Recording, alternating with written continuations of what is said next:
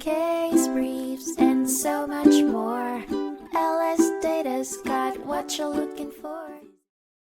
In 1986, the Court of Special Appeals of Maryland heard the case of Gallagher v. Bell, which centered on a land dispute between George and Judith Gallagher and F. Meade Bell and David P. Bell. The Gallaghers had purchased a half-acre parcel of land from the Bells in 1960, and in 1961 agreed to dedicate some of their land for public streets and pay for a share of utility installation costs.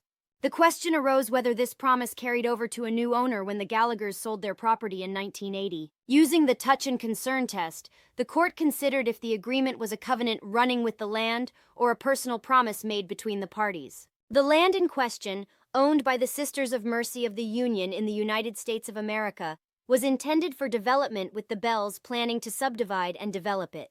The court determined that the Gallaghers' liability on the 1961 covenant ended in 1980 when they conveyed their property, as the parties intended for the covenantor's liability to end upon conveyance. The court ordered the appellees to pay costs and criticized an unsupported statement in a case note that suggested perpetual liability for breaches. The court's decision hinged on the intention of the original parties to the agreement, and concluded that if they intended for the covenantor's liability to end upon conveyance of the burdened property, then it indeed does end. Case briefs, and so much more. LSData's got what you're looking for. Visit lsd.law, elevate your mind.